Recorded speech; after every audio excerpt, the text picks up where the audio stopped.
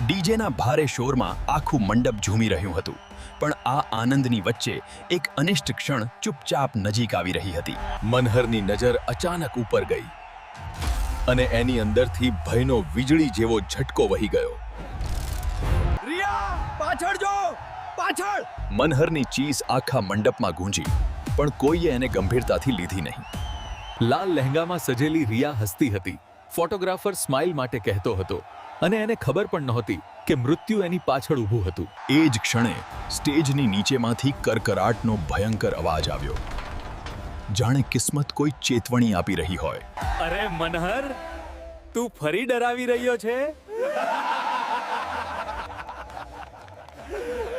વિપુલભાઈ, સવાને નીચે ઉતારો હમણાં. ચૂપ રહી, તારી અવકાતમાં રહે. વિપુલના શબ્દોએ મનહરને નહીં, માનવતાને ઝાટકો માર્યો. અને પછી ધડાક!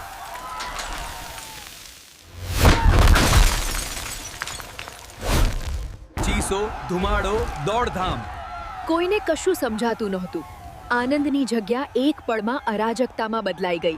એ ભીડમાં એક જ માણસ આગળ દોડ્યો, મનહર. જેને બધાએ નબળો માન્યો હતો, એ જ સૌથી મજબૂત નીકળ્યો. રિયા, બાજુએ થા. મનહરે એને ધકેલીને દૂર કરી દીધી. લોખંડનો ભારે ભાર મનહરે પોતાના ખભા પર ઝીલ્યો. હાથમાંથી લોહી વહી રહ્યું હતું, પણ એ હજુ તૂટ્યો નહોતો. દાંત ભીંચીને મનહર ચીસ્યો. કોઈ છે? પકડો આને, જલ્દી. પોતાનો જીવ જોખમમાં હોવા છતાં એ બીજાઓને બચાવી રહ્યો હતો. વિપુલ સ્તબ્ધ રહી ગયો. જેને એ રોજ મજૂર કહીને હસતો હતો, એ જ આજે એની બહેનનો જીવ બચાવી રહ્યો હતો. રિયા રડતી બોલી, ભાઈ, મનહરને બચાવો. અને એ પળે આખું ગામ સમજી ગયું. વડોદરાની બહાર એક નાનકડું ગામ હતું, રામપુરા. ગામ નાનું, પણ લોકોની વાતો મોટી.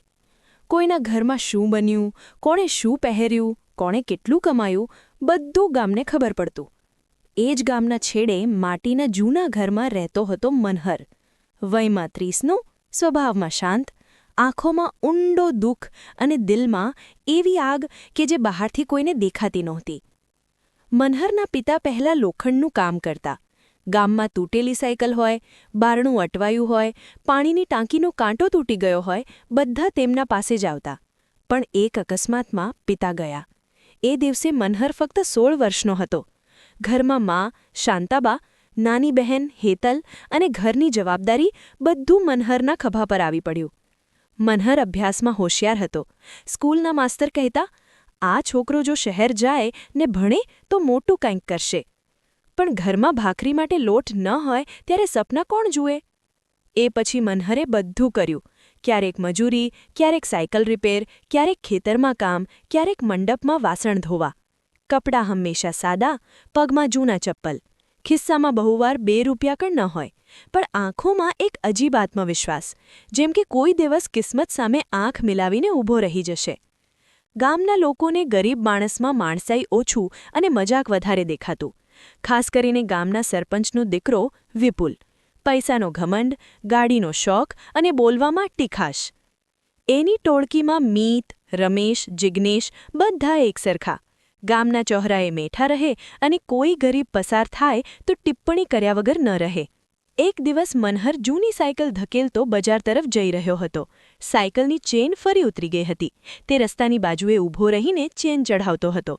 ત્યાંથી વિપુલની નવી ચમકતી કાર આવી. કાર રોકાઈ, કાચ નીચે ઉતાર્યો. અરે ઓ મનહર, હજુ પણ આ જ કબાડ પર ફરતો છે?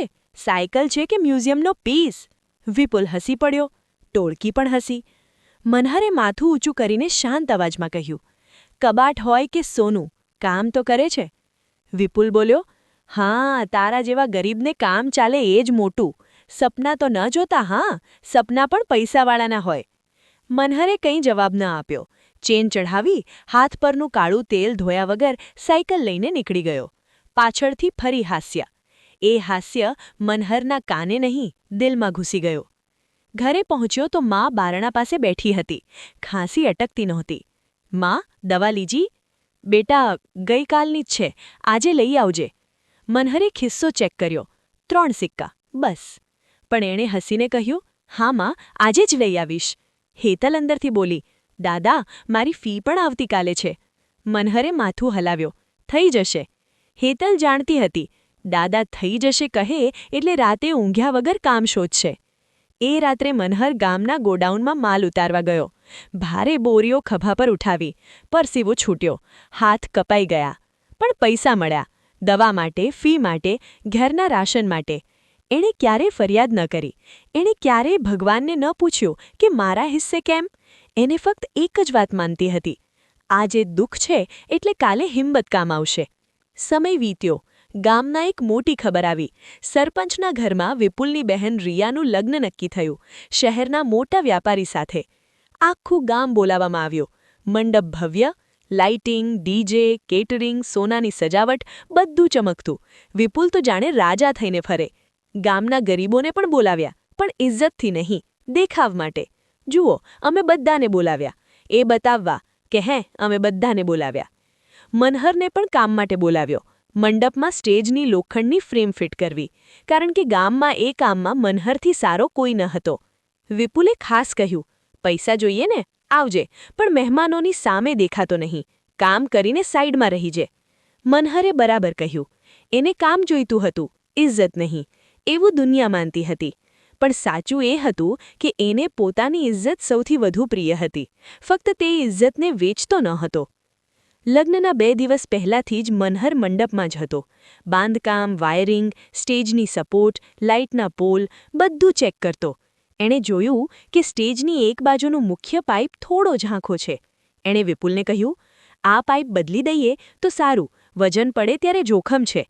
વિપુલ હસ્યો, તું એન્જિનિયર છે, તારે કામ કરવાનું, સલાહ નહીં આપવાની. 2 દિવસ માટે ચાલશે, પૈસા બચાવવાના છે. મનહરે ફરી સમજાવ્યો, લગ્નમાં ઘણા લોકો સ્ટેજ પર આવશે, કન્યા વરરાજા, પરિવાર, ફોટોગ્રાફર, જોખમ ન લેવાય. વિપુલ ગુસ્સે બોલ્યો, ઓય ગરીબ માણસ, તારી ઓકાત ના રે, તું ફક્ત મજૂર છે. આ વાત સાંભળીને આજુબાજુના લોકો હસ્યા. મનહરે દાંત ભીંચ્યા, કંઈ બોલ્યો નહીં. એણે મનમાં વિચાર્યું, જોખમ છે, પણ હવે મારું કહેવું સાંભળશે નહીં. લગ્નનો દિવસ આવ્યો. આખું ગામ સજ્જ. બાજા બારાત, નાચ ગાન, સેલ્ફી, હાસ્ય. રિયા લાલ લહેંગામાં ચમકતી. વિપુલ ગર્વથી બધાને બતાવતો, જુઓ અમારી બહેનનું લગ્ન છે. મનહર સ્ટેજની પાછળ ઊભો હતો. કામ પૂરું કરી ચૂક્યો હતો, પણ એને અંદરથી ચિંતા ખાઈ રહી હતી. એણે ફરી એકવાર સ્ટેજના પાઇપ પર હાથ મારીને ચેક કર્યું. થોડી ડોળણ લાગતી હતી. એણે કેટરિંગના છોકરાને કહ્યું, સ્ટેજ પર એકસાથે બહુ લોકો ન જવા દેજે. છોકરો બોલ્યો, ભાઈ, અહીં કોણ સાંભળે? રાત્રે ફેરા પહેલા ફોટોગ્રાફીનો સમય. સ્ટેજ પર રિયા, વરરાજા, માતા પિતા, વિપુલ, કાકા કાકી, ફોઈ, મામી, મિત્રો, એક પછી એક લોકો ચડતા ગયા. ફોટોગ્રાફર બોલતો, થોડું આગળ આવો, હા, બધા સ્માઇલ કરો. મનહર દૂરથી જોઈ રહ્યો હતો. એની નજર સીધી એ જ ઝાંકા પાઇપ પર. પાઇપ ધીમે ધીમે વળી રહ્યો હતો.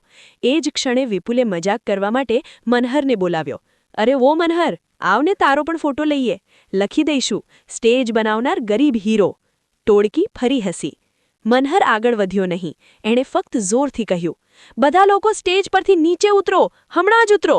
લોકો અટકી ગયા. વિપુલ ચીસ્યો, ડ્રામા ના કર. અને પળવારમાં ધડાક, સ્ટેજનો એક ભાગ તૂટી પડ્યો. લાઇટનો ભારે ટ્રસ તિરછો થઈને સીધો રિયા અને વરરાજા તરફ ઝૂક્યો. ચીસો, ધુમાડો, દોડધામ.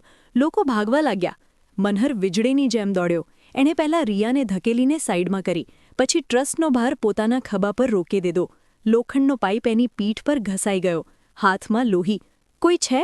જલ્દી, આ તરફથી પકડો. એ ચીસ્યો. પણ લોકો ગભરાઈ ગયા હતા. કોઈ આગળ આવતું નહોતું. મનહર એકલો ભાર સહન કરતો રહ્યો. એની નસો ફૂલી ગઈ, આંખો લાલ. હેતલ દૂરથી દોડી આવી. દાદા! મનહર બોલ્યો. હેતલ! લોકો બોલાવી. અંતે 2-3 યુવાનો દોડ્યા, મળીને ટ્રસ ઊંચો કર્યો. રિયા બચી ગઈ. વરરાજાને ફક્ત હાથમાં ઈજા, પણ મનહર જમીન પર પડી ગયો. ખભો ખસી ગયો. માથા પર ઘા, શ્વાસ ફૂલેલો. સાંજનો શોર શાંત થઈ ગયો. મજાક કરનારા બધા મૌન. વિપુલના હોઠ સુકાઈ ગયા. એણે પહેલીવાર મનહરને જોઈને ડર અનુભવ્યો. એ ડર કે જેને હું નીચો માનતો હતો, એણે મારી બહેનનો જીવ બચાવ્યો. મનહરને હોસ્પિટલ લઈ ગયા. સરકારી હોસ્પિટલ. ડોક્ટરે કહ્યું, ખભાની હાડકી સરકી ગઈ છે, ટાંકા પડશે, પણ ખતરો ટળી ગયો. શાંતાબા હોસ્પિટલના બારણે બેઠી રડી રહી હતી. મારો દીકરો તો કામ કરવા ગયો હતો, એને આ શું થયું? હેતલ માને સમજાવતી, માં, દાદા ઠીક થઈ જશે. થોડા સમય પછી વિપુલ હોસ્પિટલમાં આવ્યો, સાથે સરપંચ પણ. મનહરના પથારી પાસે ઊભો રહ્યો. ગળામાંથી શબ્દ નીકળતા નહોતા. મનહરે આંખ ખુલી, વિપુલને જોયો. વિપુલ ધીમેથી બોલ્યો, મનહર, હું માફી માંગવા આવ્યો છું. મનહર હળવેથી હસ્યો. માફીથી ખભો સીધો થઈ જશે? વિપુલના આંખમાં પાણી આવી ગયું. મજાક કરી, અપમાન કર્યું, પણ આજે જો તું ન હોત તો મારી બહેન... વાક્ય અધૂરું રહી ગયું. સરપંચ બોલ્યા, બેટા, તું અમારો ઉપકાર કર્યો છે, જે જોઈએ એ કહેજે. મનહરે આંખ બંધ કરી, થોડું ચૂપ રહ્યો. પછી બોલ્યો, મારે ભીખ નથી જોઈએ, ફક્ત એક કામ કરજો. ગામમાં જે ગરીબ છે એમને મજાકનો વિષય ન બનાવો અને કામદારની સલાહને હલકી ન લો. હોસ્પિટલના રૂમમાં શાંતિ છવાઈ ગઈ.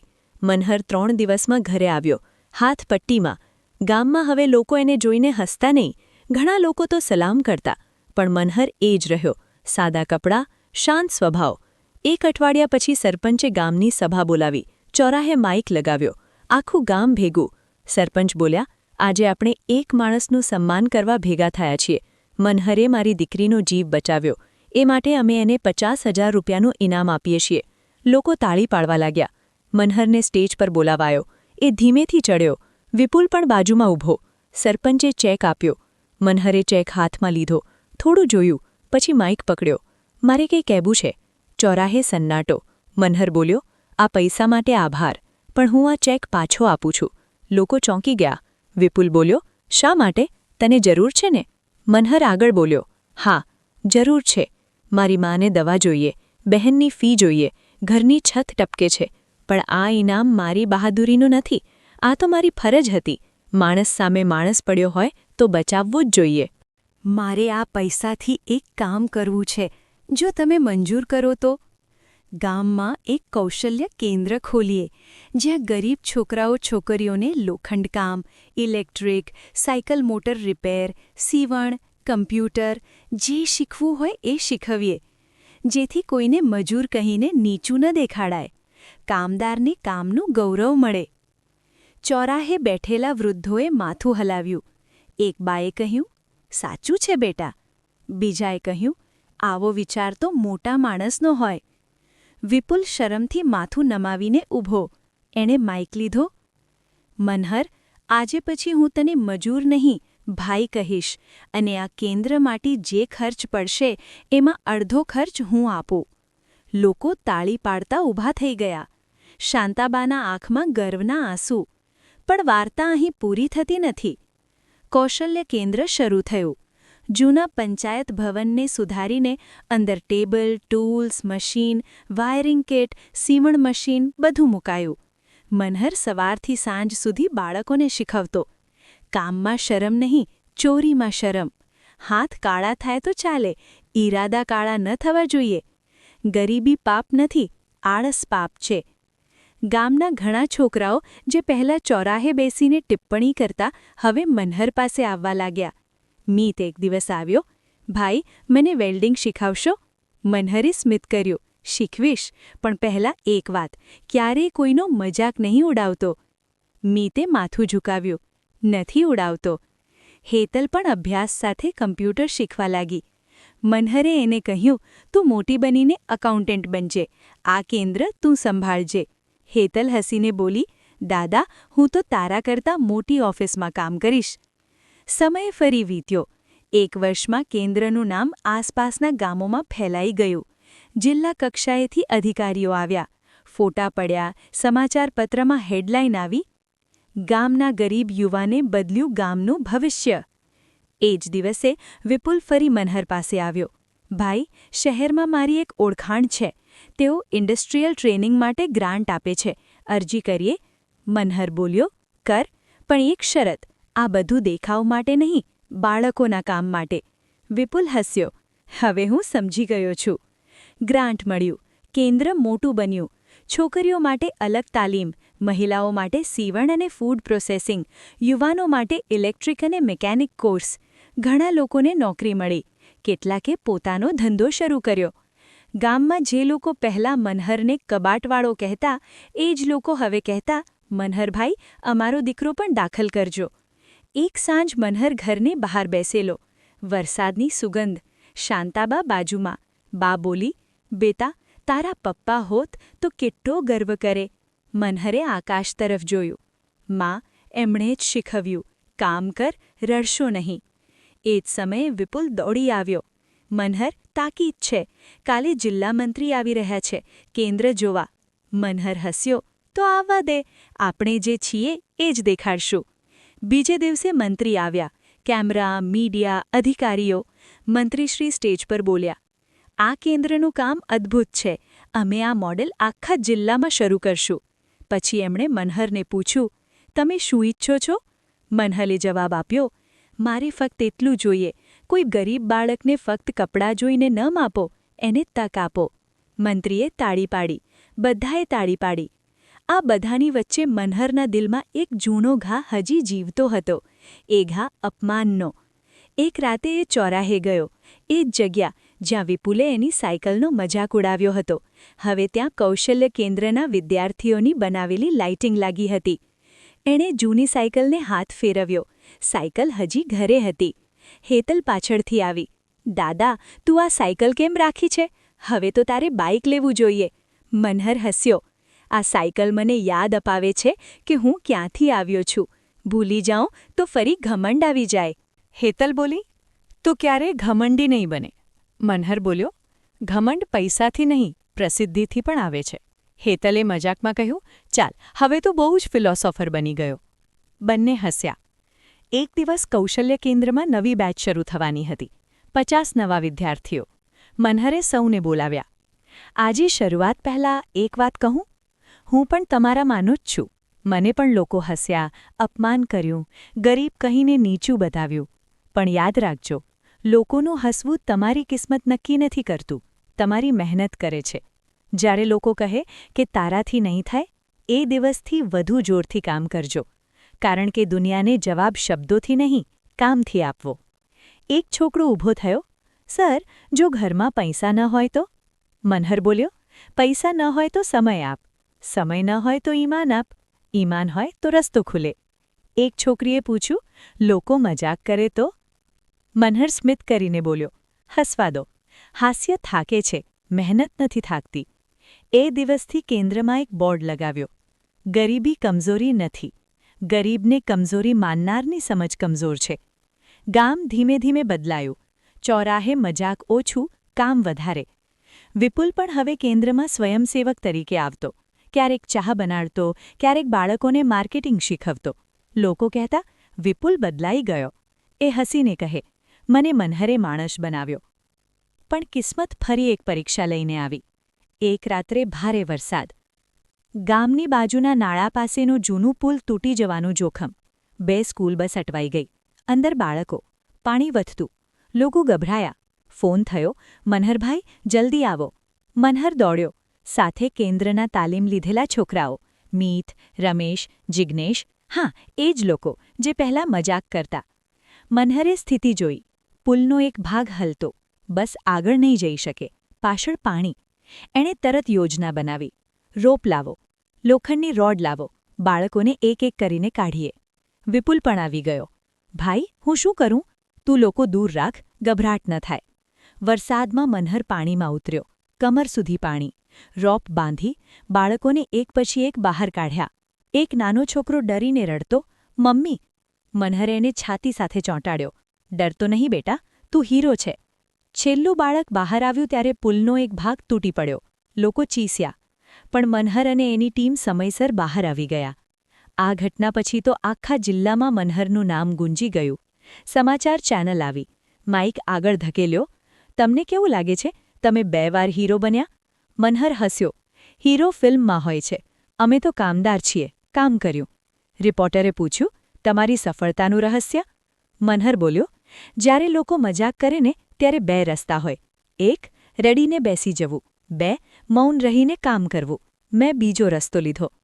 તે ઇન્ટરવ્યૂ વાયરલ થયો. ગામના બાળકો મોબાઈલમાં વિડિયો જોઈને કહેતા, આપણા મનહર સર. એક સાંજ મનહર ઘરે આવ્યો તો શાંતાબા થાળી લઈને બેઠી. આજે તારા માટે શીરો બનાવ્યો છે. મનહર હસ્યો. માં, શું ખાસ? બા બોલી, મારા દીકરાને આજે રાજ્ય સરકારથી સન્માન મળ્યો છે, એથી ખાસ. મનહરે બાના હાથ પકડી લીધા. માં, સન્માન તને મળવું જોઈએ. તું ભૂખી રહીને અમને ખવડાવ્યા. બા આંખ પૂછીને બોલી, મારે શું જોઈએ? તું સારો છે એ જ ઘણું. રાત્રે હેતલે એક કવર આપ્યું. દાદા, આ શું? ખોલને. અંદર હતું હેતલનું સિલેક્શન લેટર. શહેરની મોટી કંપનીમાં નોકરી. હેતલ ખુશીમાં રડી પડી. દાદા, થઈ ગયું. મનહરની આંખ પણ ભીની. મેં કહ્યું હતું ને, તું મોટી ઓફિસમાં કામ કરશે. હેતલ બોલી, આ બધું તારા કારણે. મનહર હળવેથી બોલ્યો, ના, તારી મહેનત. બીજે દિવસે ગામમાં ફરી સભા. આ વખતે લોકો સ્વયં ભેગા થયા. કોઈ સરપંચનો દબદબો નહીં, કોઈ દેખાવ નહીં. લોકોના દિલથી બોલાવેલું સન્માન. ચોરાહે મંચ તૈયાર, પણ આ વખતે સ્ટેજની દરેક પાઇપ મનહરે જાતે ચેક કરી. વિપુલ માઇક લઈને બોલ્યો, મિત્રો, આજે હું એક વાત જાહેરમાં કહું છું. મેં વર્ષો પહેલાં મનહરનો મજાક ઉડાવ્યો, ગરીબ કહીને અપમાન કર્યો. આજે હું બધાની સામે માફી માગું છું. મને સમજાયું કે પૈસા માણસને મોટો નથી બનાવતા, દિલ અને કામ બનાવે છે. લોકો ચૂપ, પછી ધીમે ધીમે તાળી. મનહરને બોલાવાયો. એણે માઇક પકડ્યો, થોડું ચૂપ રહ્યો, પછી બોલ્યો, હું આજે કોઈને શરમાવા નથી આવ્યો. હું ફક્ત એટલું કહું છું, જ્યારે તમે કોઈ ગરીબ માણસને જુઓ, એની ચપ્પલ ન જુઓ, એની આંખ જુઓ. એ આંખોમાં કેટલા સંઘર્ષ હશે એ તમને ખબર નહીં પડે. મજાક કરવું સરળ છે, સહારો આપવો મુશ્કેલ. પણ યાદ રાખજો, ક્યારેક જેને તમે નકામો માનો છો એ જ છેલ્લી પળે તમારો હાથ પકડીને બચાવે છે. ચોરાહે સન્નાટો, પછી ગર્જના જેવી તાળી. એ જ ક્ષણે એક વૃદ્ધ આગળ આવ્યા. બેટા, તું અમારા ગામનો ગર્વ છે.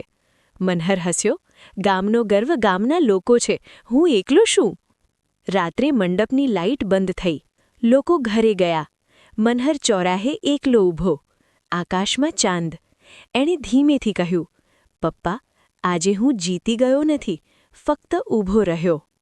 પાછળથી શાંતાબાનો અવાજ, બેટા, ઘરે આવ, રોટલી ઠંડી થઈ જશે. મનહર વળ્યો. ઘર તરફ ચાલ્યો. જૂની સાયકલ બારણે ટેકેલી હતી. એણે એને હાથ ફેરવ્યો અને સ્મિત કર્યું, કારણ કે એને ખબર હતી, દુનિયાએ એને ગરીબ કહીને હસ્યું હતું, પણ છેલ્લી પળે એની હિંમત, એની માનવતા, એની મહેનત બધાને ચૂપ કરી ગઈ, અને એ જ સાચી જીત હતી.